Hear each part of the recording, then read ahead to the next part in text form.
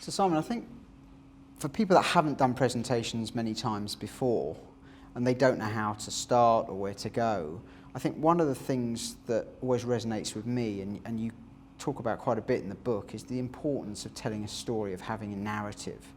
So can you perhaps sort of elaborate on that a bit for the audience? Yeah, there's a lot of confusion, I think, about business storytelling. There's a sense that it has to start with once upon a time and it has to fit that traditional sense of storytelling.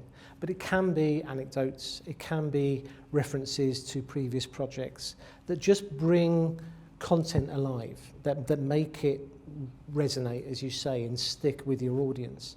And there are a couple of structures that you can follow that are really simple to apply within a presentation. It can be simple as this is the problem they've got, this is the recommended solution, and by doing that, these are the benefits. That's a story, that's a structure. It's a structure that's used in TV adverts, and has been for the last X number of years. It's a structure that people can follow.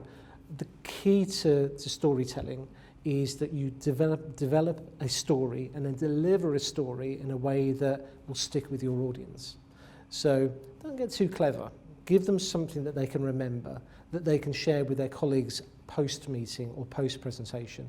That, for me, is the measure of a great story. And it's interesting because you talk about, what's the problem, for example, how do they fix it, and what's the outcome, and that in itself is a story which I can see. So there's got to be a narrative behind what you're doing.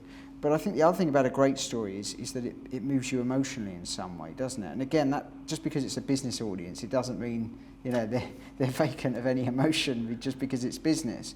So how do you perhaps identify the emotional hook as well? So you may have the narrative itself, but how do you sort of make that to make sure actually there's an empathy or a resonance with the audience? Is there any techniques you can use? I think a lot of it's about the language that you use, and I think it's about how the particular stories you might choose to tell. When I'm speaking to audiences, I've got a whole kit bag of stories that I can pull upon. Based on my analysis of that audience, I'll pick and choose which ones to share, because I know that if I share a story about my family life, that might be appropriate to 75% of the audiences I speak to, but that 25% would just switch off. It's not that they don't care, it just won't resonate with them. But if I share with them my struggles in growing a business, that will really resonate with them. So you apply it based on your understanding, your recognition of the audience. So they always have to be your first port of call when thinking about how you're going to pull any of this stuff together. And is there a process for identifying that? Because there are some seasoned speakers, I think the best politicians, Bill Clinton would strike me as one, for example, that just intuitively knows what to say. So, he was very famous for me. I was going to a room and he just got the audience. It was almost like a sixth sense that he had. Yeah. And you're very experienced as well, so I should imagine to a large extent you can do the same thing. What happens for someone that's a bit more inexperienced? They may understand who the audience is. Sometimes it can be colleagues in any case. But how can they judge whether a narrative or a particular story might work or not? Is there a benchmark they can use? Is there any tools? There's in the book we talk about audience heat mapping, which is how you can actually pre-presentation kind of get a sense and gauge as to what the audience is made up of. And frankly, the purpose of the heat map process is to prompt that thinking in the first place. By thinking about it, you'll be better than going in blind, thinking it's a generic presentation to a generic grey audience. Such a thing doesn't exist and should never exist.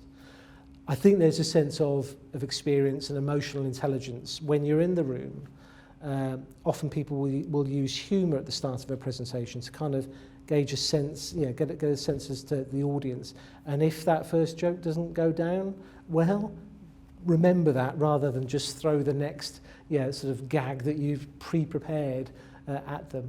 But listen to your audience throughout the presentation. Don't go into this sort of little sort of bubble where you're just speaking, waiting to get off the stage. It's a two-way engagement, even though they may not necessarily vocalise what they're saying. You can sense it in the room.